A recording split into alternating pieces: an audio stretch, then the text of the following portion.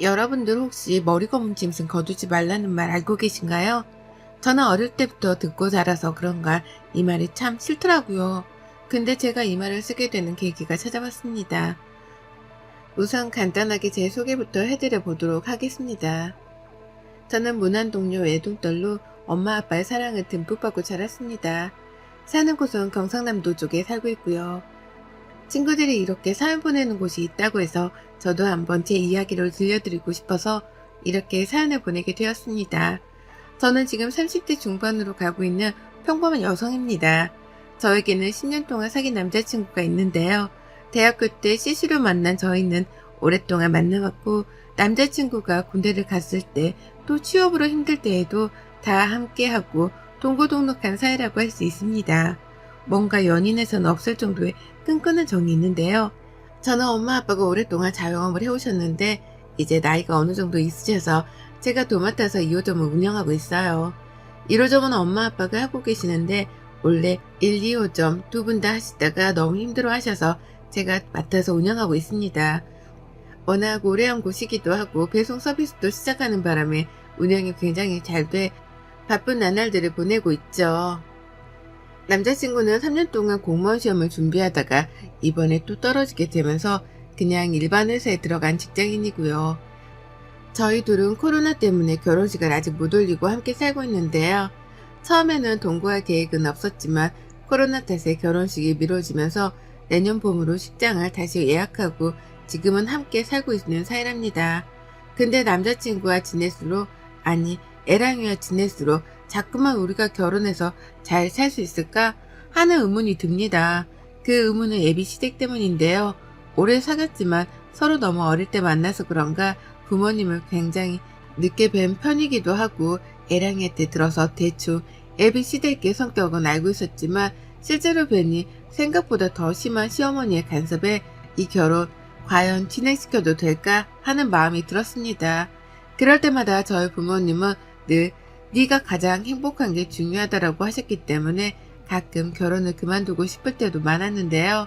하지만 남자친구만큼 저를 많이 이해해주는 사람도 없고 가장 순수할 때 만났던 사이라 사실 또 내가 이런 사람과 헤어져서 다른 사람과 결혼을 할 수 있을까도 생각하게 돼 지금까지 만나왔던 것 같습니다. 근데 언제부터인지 시댁에서 저에게 은근슬쩍 여러 일들을 자꾸만 해달라고 하시는 거예요. 그 첫 번째 이야기가 바로 시어머니의 조카라고 해야 할까요? 조카가 이번에 취업을 하고 싶고 크게 자영업을 운영하고 싶다고 하니 저희 가게에서 일하게 해달라고 하는 거예요. 일하는 건 문제가 되진 않지만 사실 젊은 사람이 일하기에는 그만두는 분들도 많고 또 그분이 원하는 건 카페 및 레스토랑 운영인데 저희 집은 그냥 일반 식당이기 때문에 사실 뭘 배워갈 건 없거든요. 근데 자꾸만 부탁을 하셔서 아마 일하기 힘들 거다. 그래도 괜찮으시냐 물어보니 시모는 괜찮다며 당장 내일부터 나가라고 하겠다고 하더라고요. 알겠다고 하고 첫날 일을 알려주는데 그 조카의 자세가 누가 봐도 꼭 사장 노릇을 하러 온 것처럼 직원들한테 행동을 하더라고요. 단순히 그것만 하면 되는데 저희 식당에는 오래 일하신 직원분들이 대부분이에요. 엄마 아빠랑 함께 거의 10년 넘게 근무해 오셨기 때문에 아무리 제가 운영한다고 하더라도 그분들을 더 존중하는 편인데요. 근데 조카가 자꾸만 출근하면 사장 노릇을 한다는 거예요. 자기도 직원으로 일을 배우러 온 사람이면서 직원들에게 내가 누군지 알아요? 저는 그냥 돈 때문에 일하러 온 게 아니라 배우러 온 거예요. 그러니까 이건 이모님이 하셔야죠. 하면서 계속 그런다고 하길래 한 직원이 조금 많이 서운했는지 그만두고 싶다고 하더라고요. 저희 엄마 아빠가 그걸 하시고 다시 1호점으로 출근하라고 해서 그 문제는 해결이 됐지만 너무 그런 식으로 행동해 제가 시모한테 이야기를 했습니다. 어머님, 혜영이가 자꾸만 출근해서 직원들한테 사장 노릇을 하는데 이러면 일을 못할 것 같아요. 예, 그럼 당연히 그 직원들보다 혜영이가 높잖니. 어머님, 그런 말씀이 어딨어요. 누가 높고 그런 게 없어요. 저희는 그냥 다 같이 일하는 사람들인 거예요. 하여튼 자꾸 이러면 저 같이 일 못하니까 그런 줄 아세요? 하고 저도 기분이 나빠 전화를 끊었습니다. 그러고 한 달도 안 돼서 그냥 월급 주고 이 정도면 됐다고 다른 데 가서도 일해보라고 내보냈습니다. 그리고 예랑이한테 시어머니가 이런 부탁 이제 하지 말라고 하라고 단단히 이야기를 해두었는데요. 이게 바로 제가 시댁에서 겪은 정말 어이없는 일이에요. 근데 이것만 들어도 많은 분들이 헉 하시는데 사실 오늘 사연 보내드린 이야기는 바로 그 다음번에 발생한 일인데요. 저희 엄마가 오랫동안 당뇨진을 알아오셨는데 그동안 관리하느라 괜찮으셨거든요. 근데 더 관리가 필요할 것 같다는 병원의 상담으로 인해 1호점을 엄마 아빠가 잠시 쉬고 싶다고 말해 저보고 둘 다 관리해보라고 하더라고요. 처음에는 조금 그랬지만 그래도 엄마가 빨리 낫길 바라는 마음에서 직원도 한두 명 정도 더 고용하고 본격적으로 제가 운영을 시작했죠. 생각보다 어렵지 않아서 더 열심히 했습니다. 근데 성수기철이 되면서 손님들이 급격하게 늘어나면서 혼자 운영 관리가 너무 힘들 것 같은 거예요. 그래서 어떻게 해야 하던 찰나에 시어머니가 이 소식을 또 어디서 들었는지 그럼 자기가 2호점을 한번 운영해 보겠다고 하시더라고요. 처음에는 안 된다. 애랑이한테도 그건 안 된다. 뭐하러 그러냐. 일도 안 해보신 분이라고 했는데 계속 전화로 저를 설득해서 엄마 아빠 거니까 제가 물어보고 말씀드리겠다고 했습니다. 엄마 아빠한테 물어보니 오랫동안도 아니고 잠깐이고 또 가족이니까 더 잘해주지 않겠냐면서 월급은 더 많이 챙겨주라면서 이야기를 먼저 해주셔서 시어머니한테 알겠다고 했습니다. 그 이후 저는 1호점, 시어머니는 2호점에서 근무를 하게 되었는데요. 생각보다 2호점 매출이 많이 올라가고 시어머니가 손님들을 상대로 굉장히 잘하더라고요. 괜히 제가 시자 들어간다고 오해했나 싶기도 하더라고요. 열심히 하시는 만큼 저도 두둑히 어머님 용돈이랑 월급도 챙겨드리고 계시는 동안 부족함 없이 해드렸다고 생각했습니다. 근데 엄마 아빠가 이제 복귀하시면서 제가 다시 2호점으로 가면서 시어머니도 곧 그만둬야 하는 상황이었는데요. 또 열심히 하시는 모습을 보니 바로 그만두라고 하기가 그럴 것 같아 우선은 제가 2호점으로 복귀할 때까지 어머님한테 점포를 맡겨두었습니다. 매출도 오르고 하니 저도 어머니께 굉장히 감사하더라고요. 자기 일처럼 또 해주시는 모습에 감사드리기도 하고요. 그리고 엄마 아빠는 한두 달 정도 뒤에 바로 복귀를 하셨고 시어머니에게도 이 소식과 함께 이제 그만 쉬어도 되신다고 제가 왔다 갔다 하겠다고 말씀드렸는데도 불구하고 자꾸만 더 일하고 싶다는 생각을 내비치더라고요. 근데 사실 2호점은 1호점보다 더 작기 때문에 그 공간의 동선 배치가 가장 중요한데요. 그래서 그렇게 많은 직원들까지 필요 없어 어머님께는 이번 달까지만 나와달라 말씀드리고 마무리를 했습니다. 그리고 며칠 후에 갑자기 엄마가 일하시다 쓰러지시는 바람에 정말 놀랐고 다행히도 문제점을 발견해서 당분간은 입원해 있어야 한다고 했는데요. 아빠도 엄마 곁에 있어야 한터라 어머님이 다시 2호점을 맡아주셔야 했고 죄송한 말씀이지만 자초지종을 설명드렸습니다. 그 뒤로 엄마 아빠는 생각보다 퇴원이 늦어지게 되기도 하고 당분간은 좀 쉬시고 싶다고 해서 제가 운영을 본격적으로 하기 시작했습니다. 둘 다 매출도 많이 오르고 어머님도 일이 재밌다고 하시더라고요. 근데 언제부터인가 어머님의 태도가 조금은 달라지기 시작했어요. 제가 전화를 드려도 묵묵부답에 일은 열심히 하는 것 같은데 직원들 이야기 들어보면 꼭 갑질하는 사람 같다면서 그런 얘기가 많더라고요. 근데 사실 시어머니가 될 분한테 이런 걸로 뭐라 하는 것도 사실 굉장히 어려운 일이잖아요. 저도 간섭하기 싫지만 시어머니 행동이 자꾸만 달라지니 더 이상 일을 같이 하면 안 되겠다라는 생각이 들기까지 하더라고요.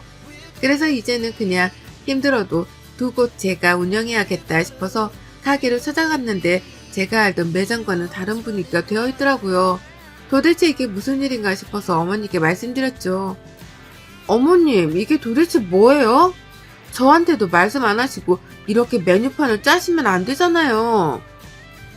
아, 뭐 어때? 이러니까 더 잘 나가. 네가 뭘 몰라서 그래. 저희 아빠 엄마가 가게를 운영하시는 원칙이 있어서 지금까지 그 원칙을 지켜왔던 건데 그럼 쿠닥다리 이제는 필요 없어. 예? 그게 무슨 말씀이세요? 구닥다리라뇨. 아니 매장 운영 방식도 조금씩은 바꿔야 뭐가 되지 안 그러니? 지금은 내가 맡고 있으니 내가 한번 해볼게. 하며 적반하장으로 나오더라고요. 이대로는 안 되겠다 싶어 어머니께 확실하게 메뉴를 알려드렸지만 그래도 자꾸만 어긋나는 탓에 어머니께 이번 달까지만 하고 이제 쉬셔도 되실 것 같다 말씀을 드렸습니다. 그랬더니 갑자기 노발대발 하면서 저에게 막말을 퍼붓더라고요. 네가 잘나면 얼마나 잘났냐면서 남이 운영하는 것도 못하게 방해를 한다? 그게 말이 되냐? 이러면서 계속 폭탄반응을 하더라고요. 그래도 사업에서는 당연히 뺄 때는 빼주고 갈 때는 가야 하기 때문에 확실하게 이야기를 해두었습니다. 근데 정말 제가 생각하지 못한 일이 일어나게 되었습니다. 그 일은 아직도 제가 정말 손이 덜덜 떨려서 할 말이 없는데요. 갑자기 친구가 전화가 오더니 카톡을 확인해 보라고 하더라고요. 근데 그 카톡을 보니 당근마켓, 중고나라 등에 저희 집 음식들이 올라와 있더라고요. 이틀만 판매한다면서요. 근데 라벨을 가리려고 한 것 같지만 딱 봐도 저희 거거든요. 아무리 가려도 그 용기를 보면 저는 알기도 하고 거기 댓글도 어디인지 다 알 만큼 저희 가게 거라 정말 누가 도대체 이런 일을 했는지 한두 개면 손님이 팔았다고 치지만 저렇게 수십 개 넘는 건 정말 단체 주문밖에 없어요. 도대체 이게 내가 팔지도 않은 걸 어떻게 떠올라 다니지 싶어서 직접 올린 사람한테 쪽지를 보내서 누구시냐, 저희 가게에서는 이런 거 판 적이 없다 하니까 갑자기 잠수를 타대요. 그래서 그걸 사신 분의 연락처를 알아내 전화를 걸었습니다. 여보세요? 안녕하세요. 저희는 땡땡 가게인데요. 지금 이게 저희 제품인데 저희는 인터넷이나 중고나라 등에서 판매를 안 하는데 혹시 어떻게 사셨나 해서요. 정말요? 저한테는 거기서 일하시는 점장님이신데 코로나 때문에 이렇게 판매하는 거라고 하시길래 저는 믿고 샀죠. 아, 제품은 저에게 맞습니다. 근데 혹시 직거래를 하셨어요? 네. 그럼 직거래할 때 혹시 어떤 분이 나오셨나요? 나이가 좀 있으신 아줌마 분이시던데. 파마몰이요? 네. 네, 알겠습니다. 감사합니다. 제품은 저희 거니 걱정 안 하고 드셔도 돼요. 중고나라도 마찬가지로 그러길래 경찰에 신고해야겠다 싶어서 신고하고 기다리고 있었어요. 분명 직원들은 아니했더니 도대체 어떻게 찍어가는 건가 싶었거든요. 그렇게 경찰에 의뢰하고 나서 찾아낸 정보에 의하면 정말 아직도 손발이 부들부들 떨려요. 그런 것을 팔았던 주인공은 바로 저희 어머님이셨어요. 어머님은 지금까지 저희 가게에서 일하면서 뒤에서 야금야금 반찬부터 게장까지 다 포장해 직접 가져다 드리기도 하고 판매하신 기록이 나오더라고요. 경찰에서 IP 추적 수소를 보니 어머님 동네더라고요. 그냥 말씀드리면 저한테 노발대발 할 것 같아 바로 그 증거들을 가지고 어머님네로 쳐들어갔습니다. 가지고 온 종이들을 하나씩 나열하면서 어머님의 만행을 다 까발려 드렸죠. 어머님은 끝까지 자기가 아니라고 잡아댔으며 제가 일부러 그 사려는 분에게 그분에게 문자를 보내달라고 남기고 왔었거든요. 근데 당연히 어머님이 판매하셨으니 어머님한테 문자가 오겠죠? 그 문자 보고 제가 완전 예비시댁 가서 깽판을 쳤어요. 그 수익을 그럼 다 어떻게 하셨냐? 이건 명백한 사기라고 난리치니 갑자기 저한테 하신다는 말이. 무슨 사기? 넌 말 이상하게 한다. 그냥 너무 맛있다길래 배송도 되냐고 해서 내가 보내준 것 뿐이야. 그럼 그 돈을 저한테 주시거나 매출에 찍으셔야 하는데 안 그러셨잖아요. 그게 말이 돼요? 야, 너는 이 시애미가 그렇게 돈 가진 게 아깝냐? 그럼 니네가 생업이라도 좀 주던가 하면서 오히려 적반하장으로 나왔습니다. 이대로는 안 되겠다 싶어서 더 증거를 모으기로 하고 이제는 다시 한번 그랬을 시에는 아주 깽판을 치려고 했습니다. 또 다른 문제를 일으킨 건 없는지 2호점에 가서 상황을 보았더니 만들어둔 게장을 매일 그렇게 어디로 가져가는지 만들었는데도 많이도 뒤로 빼돌려 놓으셨더라고요. 그걸 보는데 이대로 더 이상은 안 될 것 같아 저희 가게에서 가장 맛있는 새우장을 들고 시댁으로 출동했습니다. 어머님이 문을 열자마자 들어가서 고래고래 소리를 지르면서 새우장을 어머님 쪽으로 다 던져버렸습니다. 제가 더 충격적인 사실을 알게 된 건 바로 그때였는데요. 어머님이 바로 저희 엄마 아빠 가게를 탐내고 계셨더라고요. 그래서 자꾸만 자기가 운영해보겠다고 한 거고 그거를 위해서 준비했다는 거예요. 정말 이 이야기가 소름 아닌가요? 저는 정말 이럴 줄은 꿈에도 상상 못했거든요. 그래서 시댁으로 달려갔더니 새우장을 뒤집어 쓰도록 집안 곳곳에 뿌리고 어머님께도 아예 새우장을 전부 다 뿌려드렸어요. 그뿐만이 아니라 집안 곳곳을 돌아다니면서 냄새가 다 배일 수 있도록 새우장을 뿌리고 어머님 얼굴에도 또 뿌렸어요. 그리곤 한마디 드렸어요.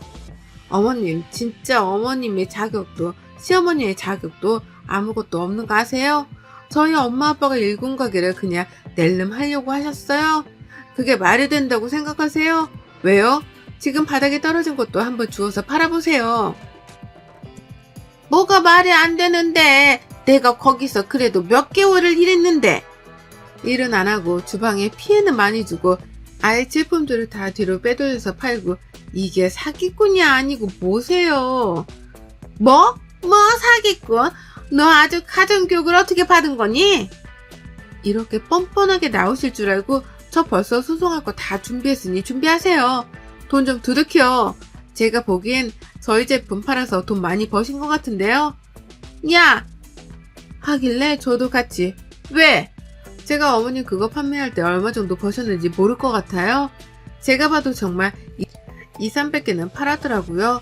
그 정도면 대충 가격이 이렇게 나오는데 그 비용이랑 피해보상금까지 받아야 할 것 같아요. 남의 돈 쓴 죄까지 써서요.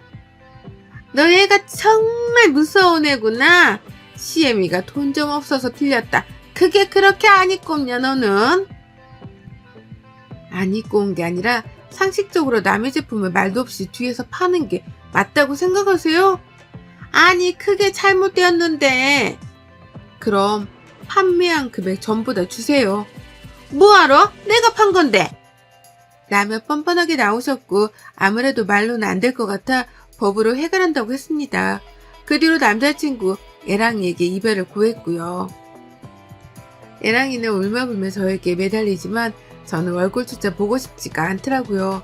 또 집 때문에 혼인신고는 벌써 한 상태라 졸지에 이혼녀가 되어야겠지만 도저히 어머님은 용서할 수가 없더라고요. 그 뒤로 소송을 저는 시작했습니다. 어머님과 예비 남편이었죠. 저보고 너무한다 했지만 저는 아랑곳 하지 않고 준비했습니다. 지금까지 저희 물건으로 뒤로 돈 번 것부터 시작해서 저 몰래 저희 엄마 아빠 가게를 탐내었던 것들을 전부 다 소송에 이야기하기로 했고 어머님은 끝까지 인정 안 하시더라고요. 가장 비싼 변호사로 끝까지 밀어붙이니 그때 저보고 독한 년이라고 침을 탁 뱉으시더라고요. 그래서 저도 똑같이 어머님한테 침을 뱉어드렸어요. 아이고 그렇게 하시면 제가 무서울 줄 아셨어요? 천만에 만만이네요.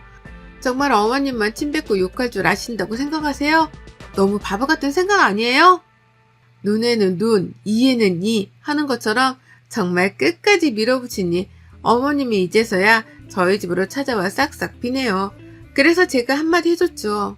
왜요? 눈에 뵈는 게 없어서 저한테 난리치더니 돈 더 많이 낼까봐 이제 와서 합의요? 어림없죠 진짜. 애기야 진짜 미안하다. 내가 그때는 돈이 필요해서 잠깐 미쳤었나봐. 그럼 계속 미친 채로 사세요. 저는 멈출 생각 없으니까요. 아, 멈추는 걸 원하시면 꿀꿀 싹싹 비세요. 그럼 한번 생각 정도는 생각이라도 해보죠. 너 이렇게 독한 애였니? 어머님, 제가 독한 사람이면 어머님은 악마예요. 합의금 얘기하자 자기가 지금까지 챙긴 수익금도 다 주겠다고 해서 제가 원하는 만큼 비용을 받았습니다. 그 뒤로 저희 집에 있던 애랑이 짐은 전부 다 한 트럭에서 보내고 합의이혼하고 다시 저의 일상으로 돌아왔습니다. 그리고 예비신랑과 시어머니가 될 뻔한 분은 어떻게 된지 아세요? 지금 집이 경매로 넘어간 상황이라고 합니다.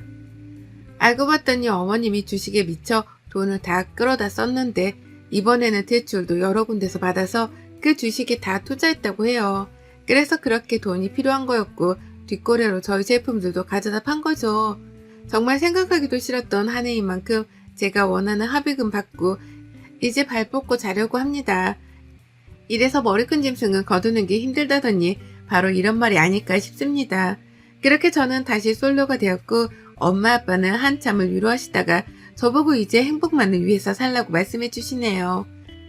이렇게 처음 믿고 사랑했던 사람과 쓸쓸하게 이별을 맞이했지만 이 또한 경험으로 생각하고 앞으로 정말 좋은 남자 시댁을 만날 수 있지 않을까 싶습니다. 이렇게 저의 긴 글을 읽어주신 모든 분들께 참 감사하다는 말씀을 드리고 싶습니다. 오늘은 저의 이야기가 많은 분들에게 공감했으면 좋겠어서 이렇게 보냈는데요. 맥주 마시면서 쓰니까 다시 기억이 떠올라 힘들었네요. 늘 행복한 기억만 가득하세요.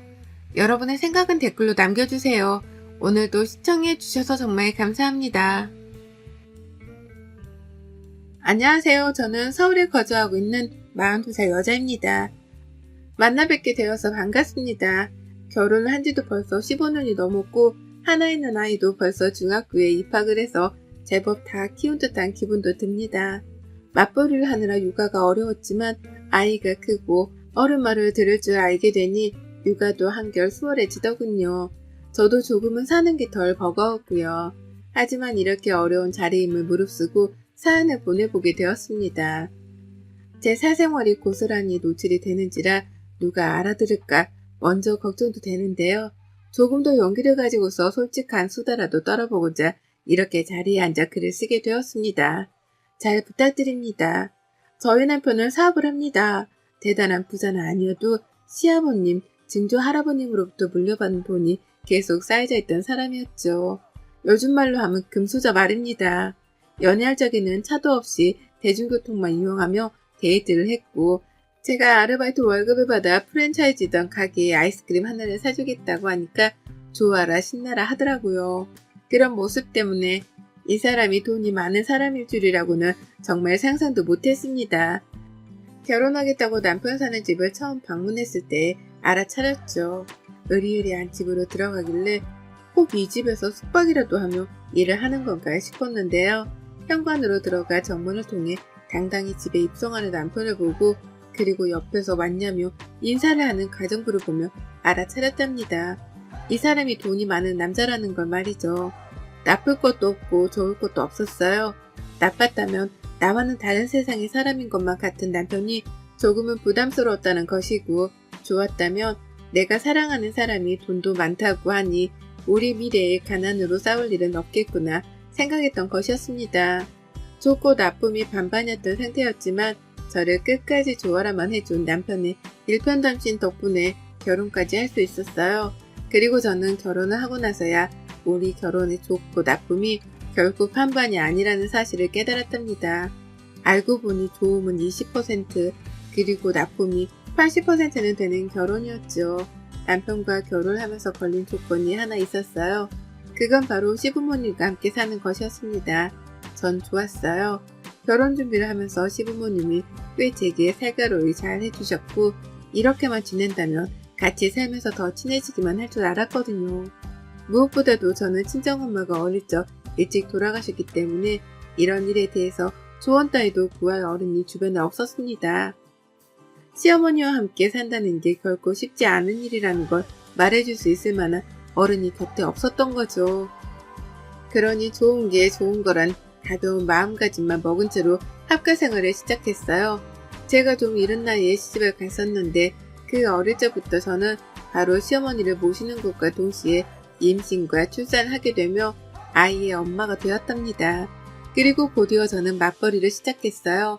부잣집으로 시집을 가서 아이를 낳고 잘 살기만 하면 되는 게 아니었냐고 놀라셨을 분들을 위해 말씀을 드리자면 저는 시어머니 때문에 100% 강제적으로 맞벌이를 시작하게 되었답니다.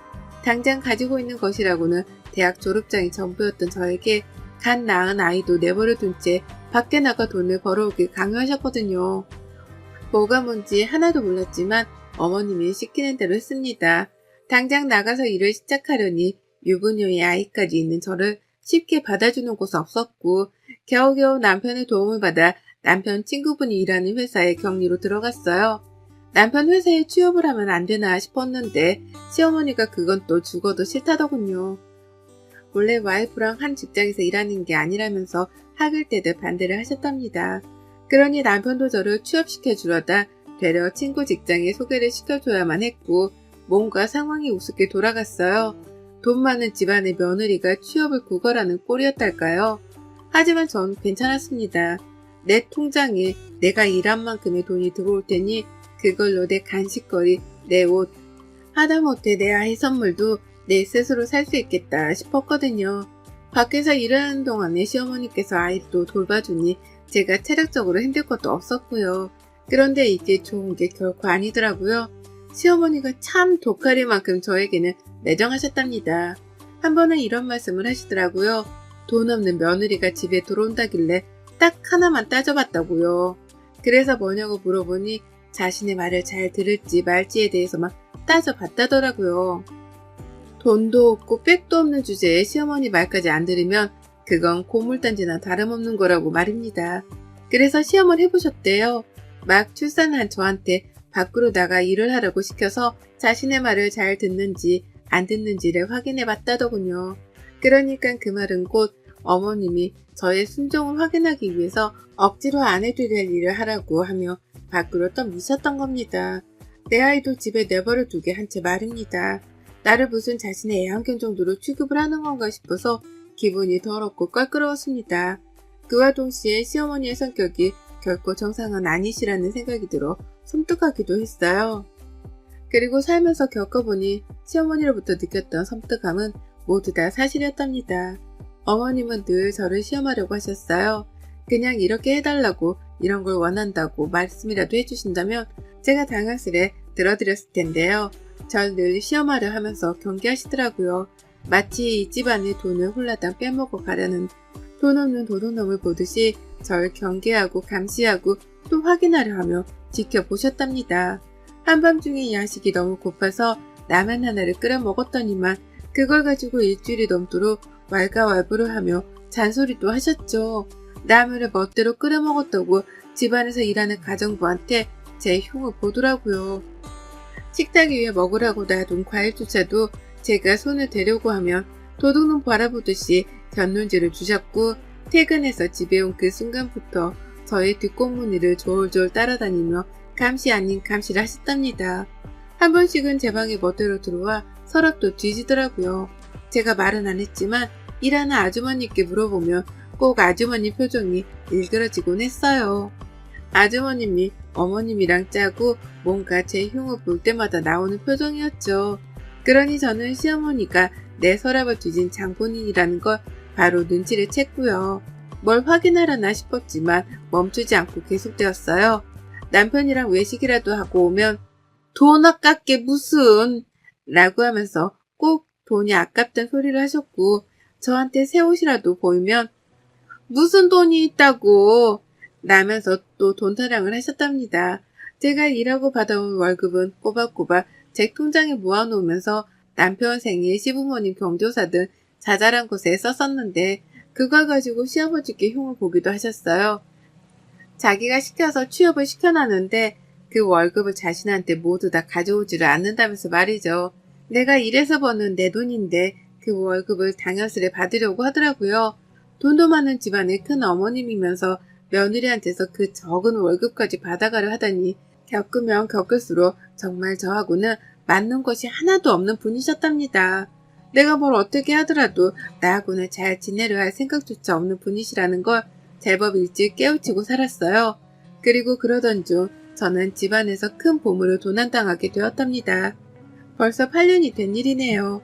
앞서 저희 친정엄마가 일찍 돌아가셨다고 했는데요. 엄마가 돌아가시면서 제게 남겨주신 유품이 있었어요. 그건 바로 엄마가 외할머니로부터 받으셨던 목걸이였죠. 순금으로 된 체인에다가 펜던트로 작은 다이아몬드가 박혀있는 목걸이였습니다. 집이 절대로 유복한 집안은 아니었는데 저희 외할머니는 유복하셨거든요. 외할아버지한테 시집을 오시면서 가난히 발을 디디셨을 뿐 그 전까지는 아가씨 소리를 들으며 부잣집에서 사셨다 하셨습니다. 그때 할머니가 시집을 가면서 증조부님께 선물로 받은 목걸이라고 엄마가 말씀을 해주셨어요. 그게 저희 할머니 그리고 엄마한테는 가장 비싸고 예쁘고 값진 귀중품이었고 엄마는 그걸 하나뿐인 딸이던 저에게 물려주신 것이었어요. 저는 당연히 아깝고 다를까봐 무서워 목에 매달아 본 적도 없이 보석함에만 넣어두고만 살았고요. 시집을 오면서는 시댁에 들고 오긴 했는데 시어머니 하는 짓이 너무 무섭고 걱정이 되어 깊숙한 곳에 숨겨놨답니다. 안방 안에서도 저 혼자만 알 수 있는 안방 침대 매트리스 속에 말이죠. 안방 청소 자체를 하지 말아달라고 아주머님께도 부탁을 드려놨기 때문에 저 아니고서는 남의 침대 매트리스를 들어 올리면서까지 수색을 할 사람은 집안에 아무도 없었답니다. 그런데요, 그게 사라졌어요. 8년 전 딱 이맘때에 말이죠. 야근을 하고 집에 왔는데 저를 빼놓고 시어머니가 남편이랑 아이를 데리고 외식을 하러 나가셨더라고요.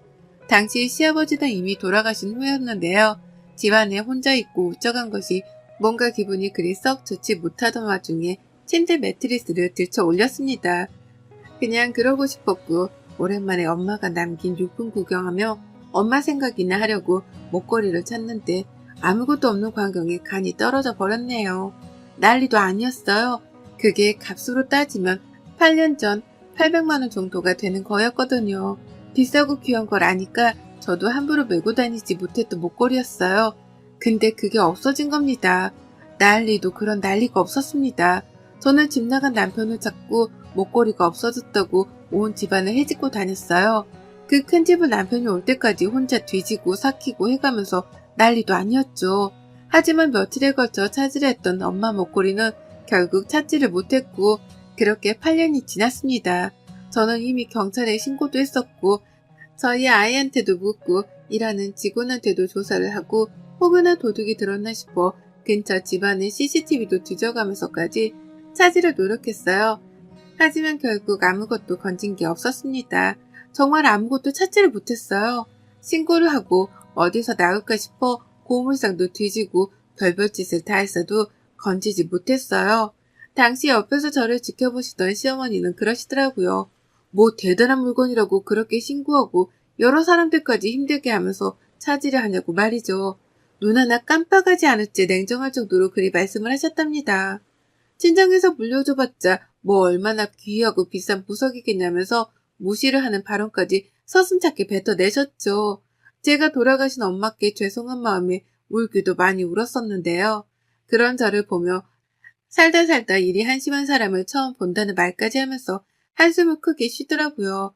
급기야 자신이 도로 사줄 테니까 집안에 경찰이든 누구든 그놈의 보석 얘기를 하는 사람이 없게 해달라고 큰소리를 내기까지 하셨네요. 그걸 사기 위해서 찾는다고 찾아지는 보석도 아니었고 제게는 무엇보다도 의미가 큰 물건이었는데 어머님은 그런 것 따위를 신경 쓰지 않으셨답니다. 오히려 우는 제게 시끄럽게 하지 말라며 방 안으로 쫓아내 문을 강제로 닫은 채 안에서만 울게끔 만들기도 하셨었네요. 저는 그때 후유증으로 시어머니께 완전히 등을 돌렸고 더 이상 이렇게 시어머니를 마주보고 살 자신이 없다며 남편이랑 본격적인 분가 얘기를 나누기 시작했습니다. 감정적으로 힘들 때에 힘이 되어주기는커녕 남보다도 못할 정도로 저의 슬픔에 매정하게 굴고 막말을 퍼부었던 시어머니셨기 때문에 저는 A딸을 갖추며 모시고 살 이유가 없었던 거죠. 다만 아이러니하게도 일은 계속했습니다. 언제 어떻게 시어머니 때문에 또 남편이랑 갈등을 빚고 급기야 이혼을 할지 모르겠던 불안감이 들었거든요. 그래서 어머님의 강요로 맞벌이를 시작했음에도 불구하고 분가를 하고 나서까지도 일은 손에서 놓치지 않았어요. 그러는 사이 어머님은 수도 없이 학가를 도로 요구하시며 제가 모자 사이를 갈라놓으려 한다는 둥, 집안의 돈만 보고 들어와선 재산을 본격적으로 탐내를 한다는 둥에 별별 이간질을 하셨어요. 누가 들으면 제가 정말 이 구역에 미친 여자라도 되는 줄 오해를 했을 텐데 천만 다행이었습니다. 약간의 갈등과 싸움이 있을지라도 끝까지 저를 믿어준 남편 덕분에 시어머니의 이간질이 그리 효과가 있지만 않았던 거죠. 그리고 전 목걸이를 잃어버린 그 8년의 시간 동안 엄마의 기일만 찾아오면 미친 듯이 눈물을 흘렸어요.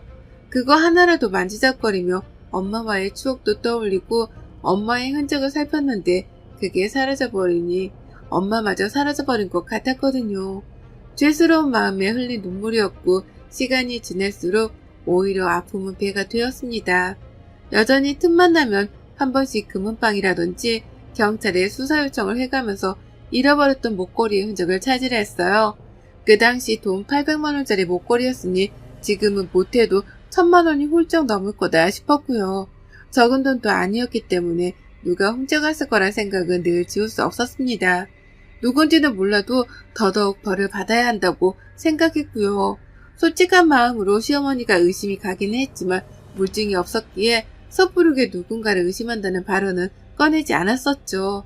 그런데 그 목걸이를 제가 8년 만에야 제 두 눈으로 직접 발견과 동시에 수거를 했습니다. 그것도 제가 목걸이를 잃어버렸었던 바로 그 장소, 시어머니가 사는 시댁에서 말입니다. 그 큰 집을 샅샅이 뒤져가면서 목걸이를 찾던 게 엊그제 같은데요. 시아버지 제사를 지내야 해서 찾아갔습니다. 그 집만 가면 목걸이 생각이 나서 너무 괴로웠고 사이가 좋지 않은 시어머니를 배워야 한다는 사실만으로 숨통이 끊기는 심정이었는데요. 남편의 아버지 제사고 시아버지께 저도 도리는 해야 한다 싶은 마음에 싫은 티만 조금 낼 뿐 찾아가긴 해야 했었어요. 그런데 그날 시어머니가 하필 아프셔서는 침대에서 일어나지를 못하시더라고요. 팔팔한 모습만 뵙다가 갑자기 나이 드신 분이 아프시다고 하니까 저도 별 수 없었습니다.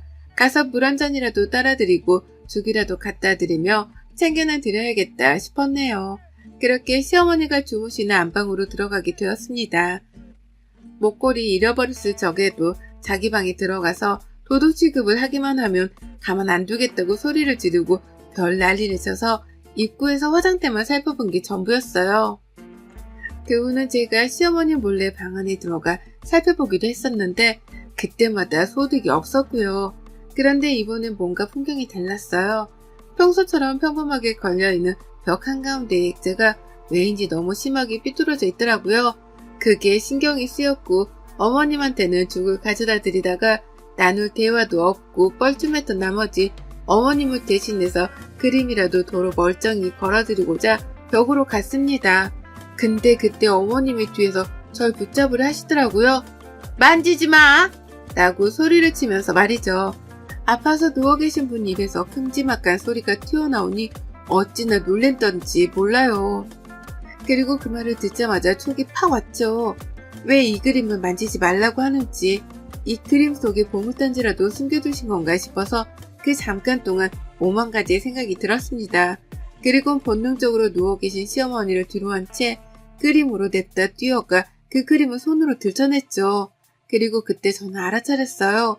보통 못에 걸려있는 그림이라면 손으로 들쳤을 때에 그림 액자가 들려야 할 정상인데 이 그림은 들려지지 않는다는 걸 말입니다.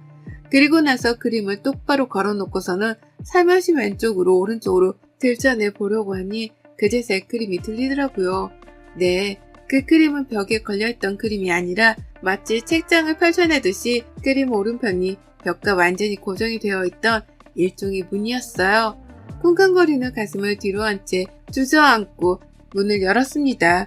그 안에 누가 봐도 금고로 보이는 철문이 나왔고 저는 남편의 이름을 미친 듯이 불러가면서 문을 따려고만 했어요. 뒤에서 시어머니는 아픈 몸을 이끌고 저를 말리고자 침대에서 일어나기까지 하셨으나 노인네 힘이 저보다 셀 리는 없었습니다. 저는 그림 속 금고 앞에 서서 자리를 지켰고 제 외침에 달려온 남편조차도 금고의 존재를 미처 몰랐었는지 시어머니와 금고를 번갈아 보면서 어쩔 줄 몰라 했어요. 이게 도대체 뭐냐고 어떻게 발견을 한 거냐면서 질문을 막 던져내더니만 결국 시어머니께 직접 비밀번호까지 물어봤죠. 남편도 예상을 했던 겁니다.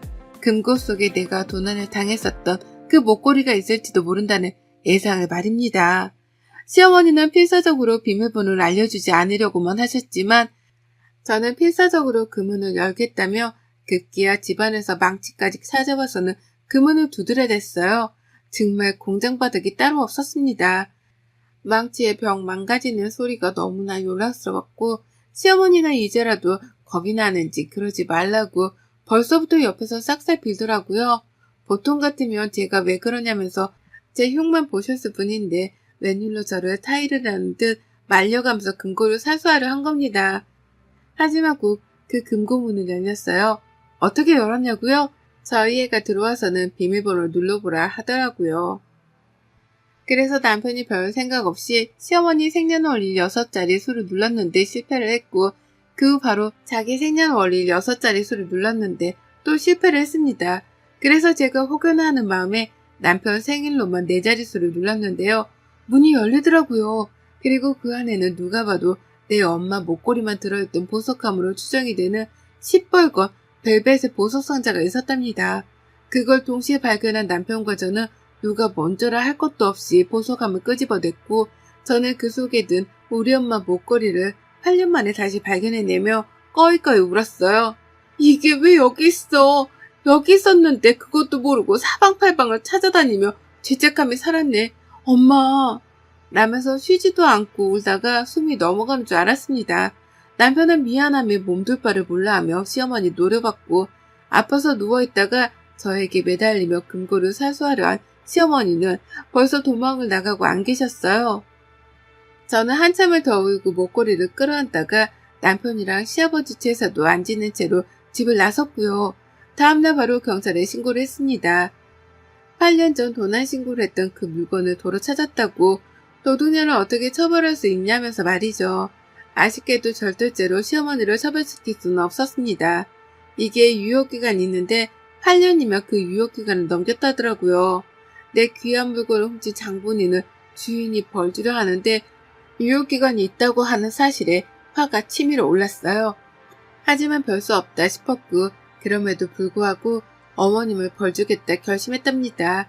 그래서 다른 거 필요 없이 경찰분께 저희 시어머니를 경찰서로 불러만 달라 애원했어요.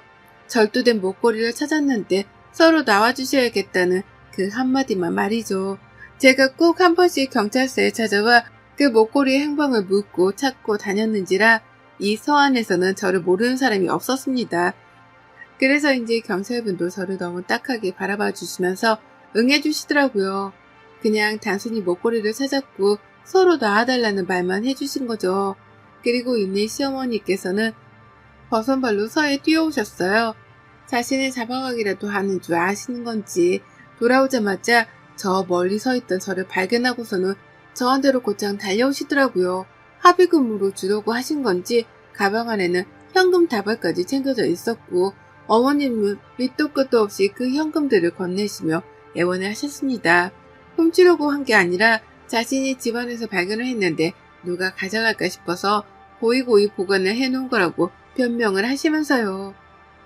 자신이 훔치려고 한 게 아니라는 말만 되풀이를 하며 돈다발을 제게 넘기셨고 그래도 풀리지 않는 제 표정에 불안하셨는지 발을 동동 구르면서 한 번만 봐달라 손을 싹싹 피셨답니다.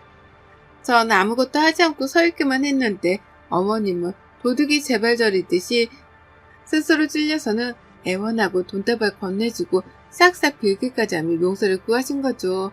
그러다 그기야 스스로 예뻐 보여서 목걸이를 훔친 거라는 자백을 하시더라고요. 전 정말 아무 말도 하지 않은 채 경찰서에서 나서려는 시어머니를 무섭도록 노려본 게 전부였습니다. 근데 어머님은 돈 주고 봐달라 애원하다 자백까지 하시더니만 급기야 스스로 그 귀한 무릎까지 먼저 꿇으셨어요. 이 집에 시집와서 평생을 도둑 취급을 받으며 살았던 저였습니다.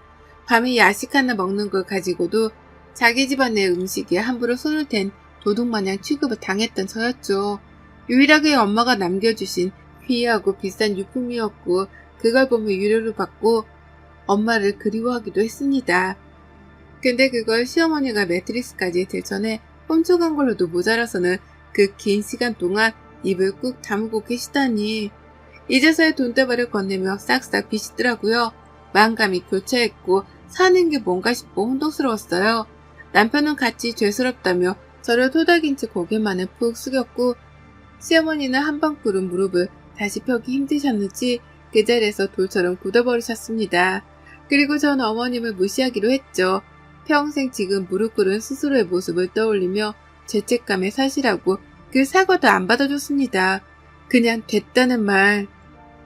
어머님 돌아가시면 제사는 안 차려드릴 테니 제사밥 얻어먹을 생각은 안 하시는 게 좋을 거라는 악담만을 남기고 일어서시라는 말도 없이 먼저 자리를 나와버렸답니다.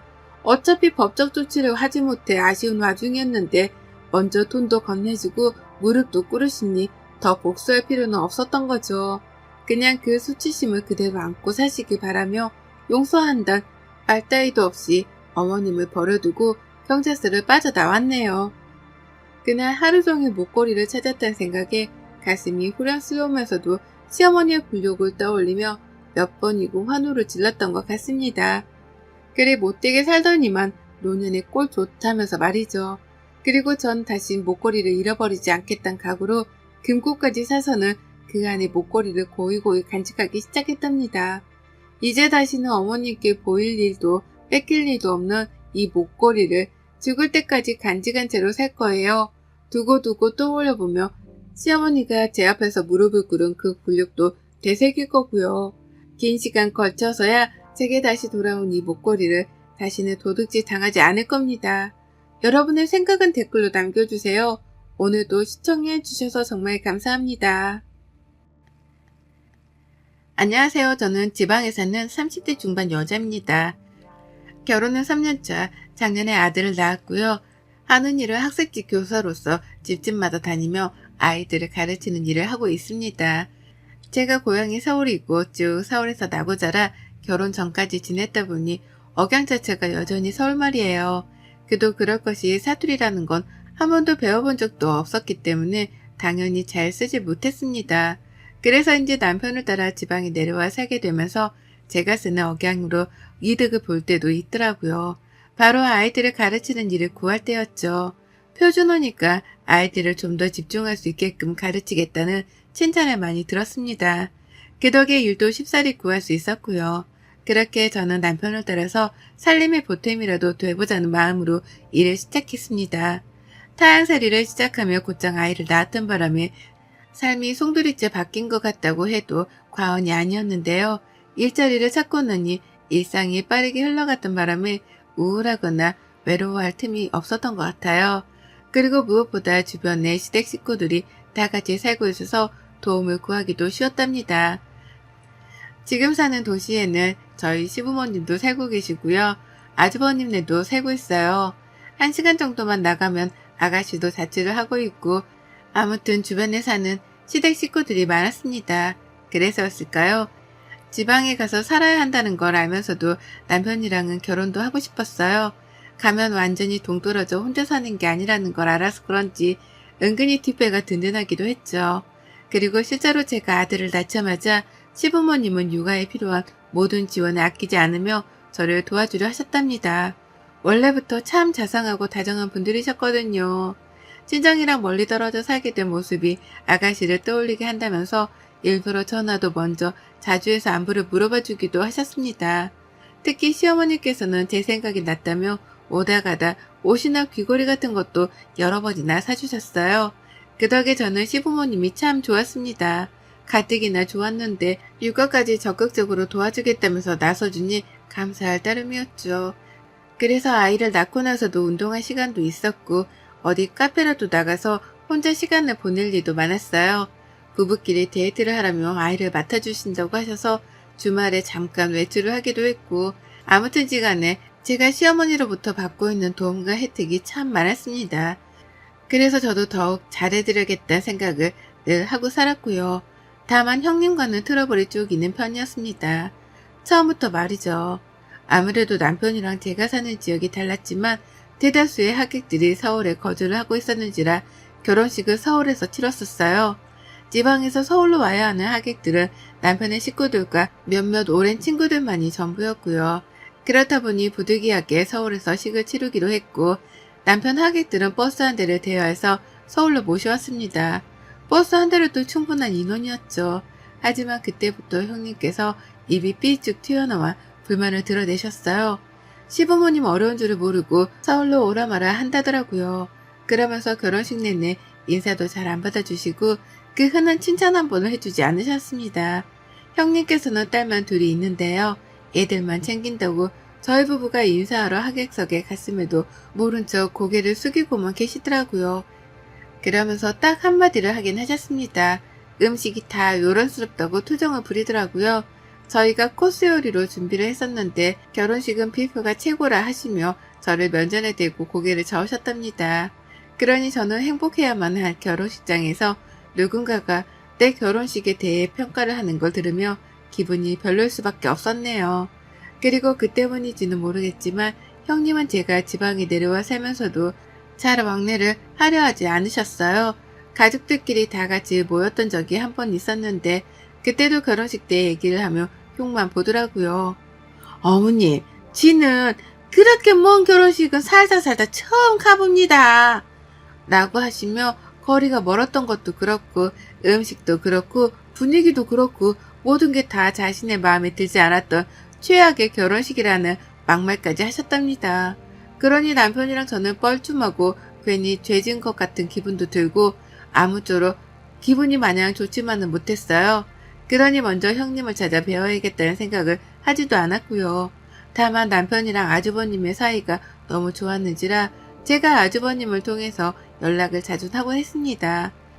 남편이랑 아주버님이 통화를 하면 옆에서 간간히 인사를 드리면서 말이죠.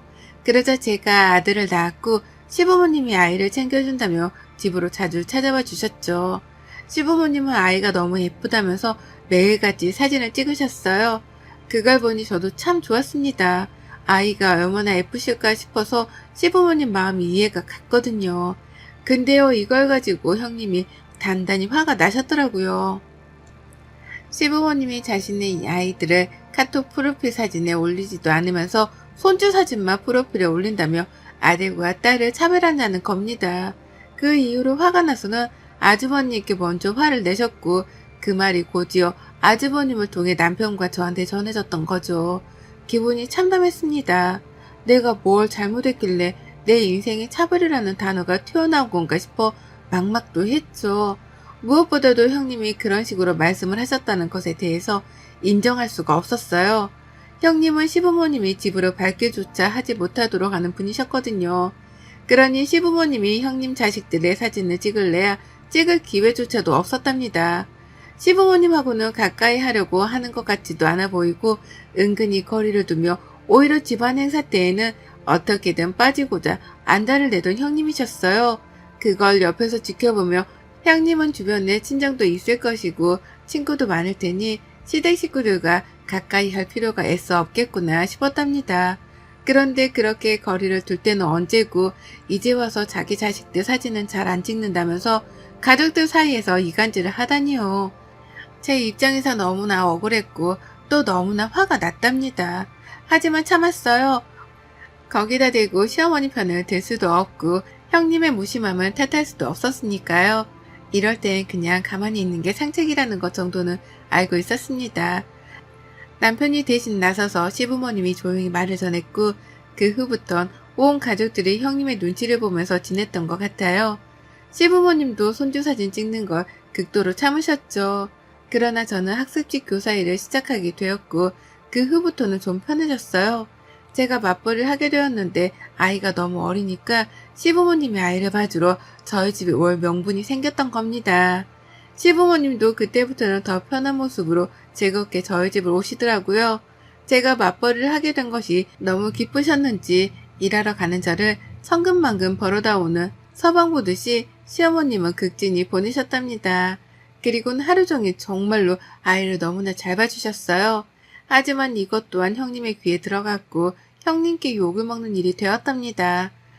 제가 시어머니를 부려먹으려 한다고 저를 향해 흉을 보던 걸로도 모자라 남편까지 싸잡아 부부가 둘 다 왜 그 모양이냐고 화를 내신 거예요.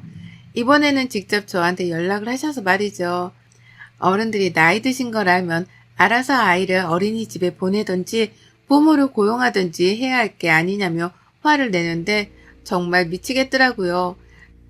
시어머니가 좋다며 제발 아이를 자기한테 맡겨달라 하기까지 했는데 형님은 아무것도 모르면서 저를 그저 무지막지하게 못돼 먹은 어린 며느리 취급을 하셨답니다. 그러니 남편도 옆에서 듣고 있다 이건 아니라며 전화를 가로챘고 그러다 결국 아주버님까지 나서서는 저희한테 사과를 하는 일이 벌어졌어요. 다들 너무나 잘 지내고 있는데 자기 와이프가 자꾸만 분란을 만들고 있는 걸 자신도 잘 알고 있다면서 말입니다. 그렇게 아주버님의 사과로 이 갈등은 일단락이 되었지만 찝찝했습니다. 생각할수록 찝찝하고 생각할수록 이상했어요. 형님은 왜 이렇게 나를 부정적인 시선으로만 바라보는 건가 싶어서 말이죠. 정말 생각해보니 지금껏 좋은 말을 들은 게 한 번도 없더라고요. 늘 불만이었고 늘 투정이었습니다. 자연스레 친해지고 싶지 않다 싶었어요. 제가 아무리 타지에 살면서 친구가 별로 없는 게 아쉽기는 했어도 형님 같은 사람하고는 친구를 먹지 않아야겠다 싶은 것 정도는 알아챘습니다. 그러나 우리 둘의 관계는 참 이상하게 꼬여버렸어요. 집안에서도 말썽이더니만 집 밖에서조차 말썽이 되어버린 거죠. 제가 학습지 가정교사 한다고 했잖아요. 그런데 2달 전 제가 형님의 집으로 학습지 수업을 가게 되었답니다. 이름이 익숙하다 싶었지만 주소는 정확히 알지 못하니 몰랐어요. 형님 집 앞에 도착을 하고 나서도 형님 집으로는 단 한 번도 초대되어 본 적이 없었기 때문에 거기가 형님 집인지도 모르고 초인종을 눌렀습니다. 그런데 형님이 나오시더라고요. 그것도 제가 올 것을 미리 알고 있었다는 듯이 왔네 이제 라면서 저를 집 안으로 들였고요. 뭔가 잘못되어 가고 있다는 기분을 지울 수 없던 찰나도 잠시 저는 형님의 집으로 들어가 아이를 가르쳤어요. 집중을 하지도 못하는 아이를 앉혀놓고서 가르치는데 뒤에서 저를 뚫어지게 바라보고 있던 형님의 시선 때문에 부담스러워서 혼났습니다. 아이를 가르치는 일도 은근히 긴장이 되어서 잘해내고 싶은 욕심이 드는 일이었는데요. 그렇게 대놓고 선생을 쳐다보는 학부모는 저희 형님이 처음이었어요. 그뿐이게요. 첫날은 그만하면 되었다는 의미심장한 말과 함께 저를 10분이나 먼저 일찍 돌려보내더라고요. 내가 마음에 안 들어서 선생을 바꾸려 하는 건가 싶었습니다. 그러면 제 일도 타격이 생기는 것이기에 한동안 걱정을 하지 않을 수가 없었는데요. 저는 다시 형님의 집으로 수업을 하러 갔고 급기야 저는 해선 안 되는 일, 상상도 못한 일까지 해내고 말았습니다. 형님이 제게 집안일을 시키신 거예요. 저는 엄연히 월급을 받은 수업을 하러 들어왔는데 형님은 저를 가정부 비슷한 사람으로 취급을 하더라고요.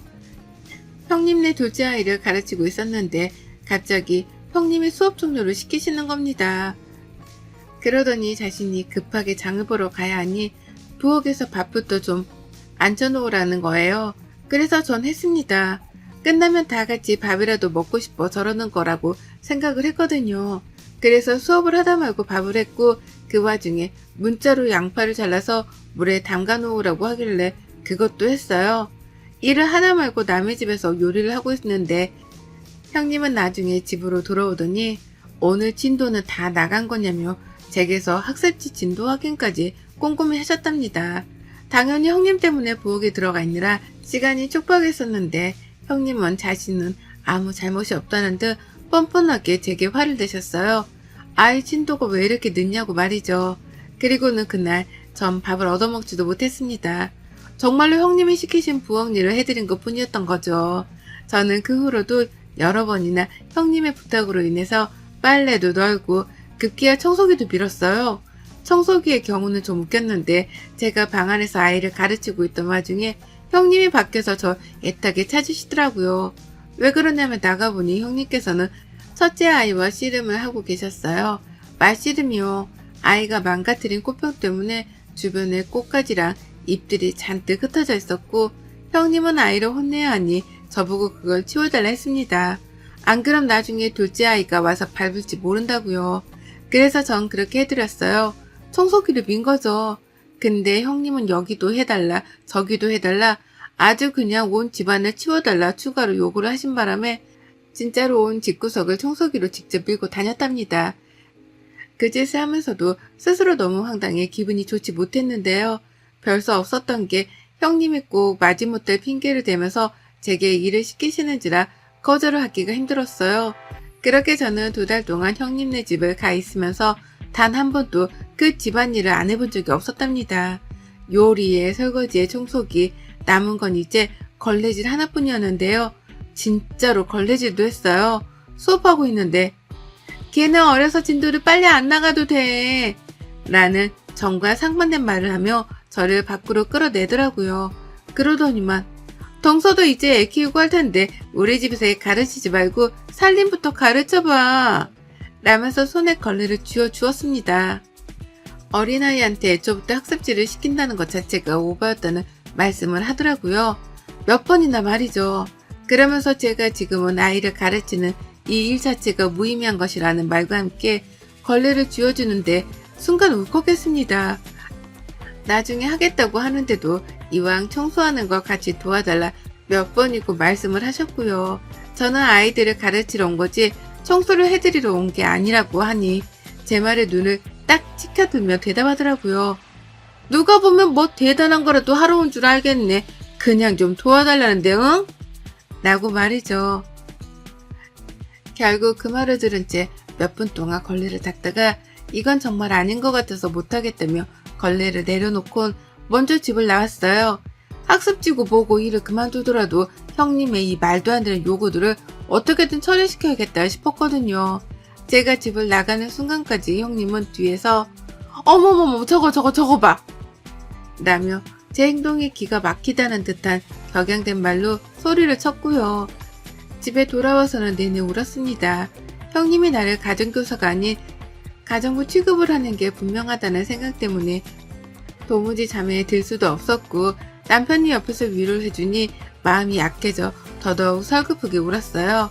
그간의 요리도 하고 청소기도 밀고 설거지도 한 걸로 모자라 걸레까지 손에 쥐어주다니요. 그러면서 아이들의 학습 진도가 제대로 나가지 않을 시에는 전부 다 저한테 왜 늦냐면서 뒤집어 씌울 것이 뻔한 사람이었습니다. 이래도 욕을 먹고 저래도 욕을 먹고 이런 식으로 일을 하려니 벌써부터 앞길이 막막해 못하겠더라고요. 결국 저는 상사한테 이 사실을 고했고 제가 형님네 집에서 아이를 가르치는 거 포기하는 쪽으로 마무리를 짓기로 했어요. 제가 힘들어서 제가 일을 줄이는 방향으로 말이죠. 그리고 형님은 그 사실을 못내 화가 나셨던지 바로 저에게 연락을 하셨습니다. 그럴 거면 애초에 애를 가르치지 말았어야 하는 게 아니냐고, 왜 애한테 학습지 물만 들이고 이제와 내빼는 거냐며 막 화를 내더라고요. 그로 인해서 남편이 나서서 또 중재를 하며 결국 형님께 큰 소리를 냈어요. 적당히 좀 하라며 화를 냈다가 결국 또 아주버님 전화를 받아 두 사람을 말리는 상황이 연출되었고 보다 못한 남편이 형님네로 달려가는 상황까지 벌어졌답니다. 일촉즉발의 상황이었어요. 뛰어가는 남편을 말려야 하는데 지금 저 혼자 나가서 말린다고 말려질 것 같지도 않더라고요. 불이 나게 아주버님께 전화를 해서 남편이 지금 집으로 뛰어가고 있으니 문이라도 걸어 잠그고 있으라 말씀드렸습니다. 그리고는 막 뒤따라가는데 불싸 그렇게 달려가는 저희 부부의 모습을 시어머니가 보셨더라고요. 아이를 시댁에 맡겨놓았고 어머님이 제 퇴근 시간에 맞춰 집으로 아이를 데려오실 거라는 걸 깜빡하고 있었던 겁니다. 남편은 달려가고 제가 뒤따라잡는 이 웃기고도 어처구니 없는 상황을 저 멀리서 발견한 어머님은 그 길로 저랑 남편을 따라 또 형님네로 찾아오셨어요. 먼저 도착한 남편은 문 밖에 있는 아주버님이랑 들여보다 달라며 실랑이를 하고 있었고요. 그 뒤로 겨우 도착한 저는 남편을 데리고 집에 가고자 막 끌어잡아 당겼습니다. 날 밝으면 주말에 차분하게 얘기를 하자며 말이죠. 그리고 그 모든 상황이 좀처럼 끝날 것 같지 않다는 생각이 불현듯 드는 그때 어머님이 나타나셨어요. 제 아이를 안고 이게 뭐들 하는 짓이고? 라면서 뒤에서 소리를 지르신 겁니다. 순식간에 남편과 아주버님 그리고 저는 조용해졌고 아이 울음소리만 쩌렁쩌렁하게 복도로 울렸어요. 곧장 아주버님은 시어머니를 진정시키려다가 끝내 집 현관문을 열었고 어머님은 제게 아이를 맡긴 채 집 안으로 들어가셨습니다. 제 남편은 뒤에서 모든 상황들을 일러다 바쳤고요. 그 마지막에는 나 진짜 형수님이랑은 더는 가족으로 얽히고 싶지도 않고 미련도 없고 오늘 그냥 따끔하게 한마디 해주려는데 저를 숨어버렸다? 그래서 형이랑 밖에서 이러고 있었던 거고 라고 하면서 형님과는 연을 끊겠다는 말까지 내뱉었어요. 그러자 어머님은 한숨을 푹 쉬다 마주본 형님께 이러더라고요. 넌 이제 진짜 아웃이다 아웃. 내가 니를 며느리 취급하면 사람도 아니지 라고요. 시어머니의 충격적인 발언에 모두가 놀랐습니다. 특히 아주버님께서는 놀라 애원하며 시어머니 화를 풀어드리려고 했으나 소용이 없었어요. 집안에 들어와서 온 가족들을 눈치 보게 만들더니 이젠 하다하다 애 낳고 바깥일 시작한 네 동수한테도 그러냐? 싸움이 좋으면 나가 싸워. 가족들이랑 싸울 생각은 하지 말고 어디서 저런 게 들어와선 집안에 싸움만 일으키나? 어디서 저런 게 들어와서 라고 말입니다. 너무나 사이다스러운 말이었어요. 저 하늘 꼭대기에서 폭포라도 쏟아지는 듯이 철부덕하고 화가 내려앉는 심정이었습니다. 시어머니의 입에서 너무나 소름 끼친다는 표정으로 어디서 저런 게 들어와서 라고 하는데 그 말을 들으니 진짜 현실 웃음이 막 터질 지경이더라고요. 사람 취급조차 해주기 싫다는 듯한 어머님의 표정을 보고 있자니 형님이 느꼈을 그 아찔함이 그대로 전해져서였습니다. 그리고 결국 저는 피식하고 웃어버렸어요. 심각한 상황이었는데 형님을 보며 비웃어 보였고 남편이 뭐라고 하라는 걸 끝까지 말렸습니다. 상대하지 마 라는 말을 하면서요. 저는 시어머니의 말씀에 크게 동감하는 입장이었고 형님 같은 사람하고 같이 싸우면서 부정적인 사람이 되고 싶지 않았습니다. 가족들이 괜히 눈치를 볼 이유도 전혀 없었고요. 정말 어디서 저런 사람이 굴러들어와 이리 사이좋은 형제지간, 모자지간들을 갈라서려 하나 싶더라고요. 어머님도 그렇게 느끼고 계셨다고 생각을 하니 괜히 내 편이 많이 생긴 듯한 기분이어서 그리 억울하지만은 않았습니다. 그리고 이런 저의 입장과는 상반되게 형님의 얼굴은 시퍼개져 갔어요. 모두가 자신을 향해 분노를 하고 화를 내면서 따져 물으니 그 상황 자체가 힘드셨던 거겠죠. 당장이라도 울려는 듯해 보이는데 자존심은 센지 울지 않으려고 노력을 하는 게 훤히 보였습니다. 그 모습이 어찌나 외처롭던지 처음으로 형님이 안쓰럽다는 생각까지 들었네요. 하지만 이내 저는 정신을 차렸고요. 그런 형님께는 울지 말고 어머님 말씀 잘 귀담아 들으시라는 말을 하며 그걸 건네드렸어요. 걸레 말입니다. 형님이 저한테 쓸고 닦으라 건네줬던 그 걸레를 저는 형님께 곧 떨어질 것 같은 눈물이라도 닦으라며 일부러 찾아내서는 도와드렸습니다. 그러니 형님은 걸레를 들고는 이게 무슨 상황인가 싶어 한 번 더 비웃어드린 뒤에야 아이를 데리고 남편이랑 먼저 집을 나왔어요. 나오면서 어머님께는 어머니 우리 집에 가요. 거기 더 있지 말고 얼른 나오세요. 라고 불러냈고요. 다시 생각해봐도 형님은 정말 매사가 불만이었고 또 매사가 친절하지 못했습니다.